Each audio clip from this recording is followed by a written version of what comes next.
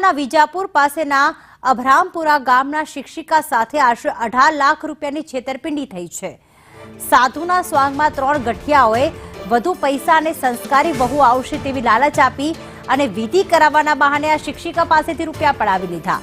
3 માસ પહેલા શિક્ષિકા ઘરે હતા ત્યારે સાધુ વેશમાં આવેલા શખ્સોને પાણી પીવડાવતા દીકરી તારા ઘરે સંસ્કારી વહુ આવશે તેવા આશીર્વાદ આપ્યા હતા અને તેમનો મોબાઈલ નંબર પણ આપ્યો હતો। ત્યારબાદ અવારનવાર મોબાઈલ મારફતે વાતો કરતા હતા અને વિધિ કરાવવા માટે શિક્ષિકાને મનાવી લીધા હતા।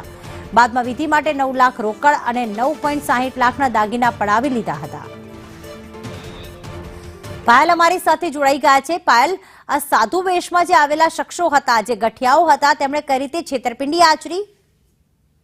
ચોક્કસ જે પ્રકારે આ સાધુના વેશમાં લોકો આવે છે અને લોકોને ઘણી વખત બેહોશ કરીને તેમની પાસેથી પૈસા પડાવતા હોય છે, ઘરમાંથી લૂંટ કરાવતા હોય છે, પરંતુ આવી જે ઘટના વિજાપુરમાં આવી છે।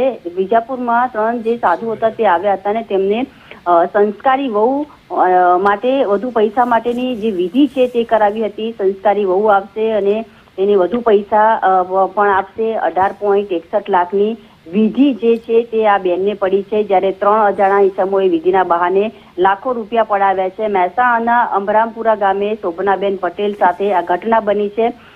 3 ઈસમોએ પહેલી વિધિના બહાને રોકડા રૂપિયા 9.1 લાખ અને 9.60 લાખના સોનાના દાગીના સહિતના રૂપિયા તેમની પાસે પડાવ્યા છે।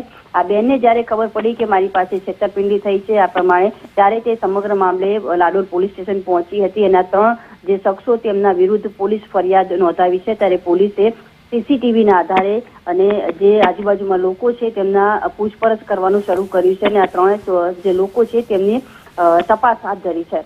આભાર પાયલ, તમામ વિગતો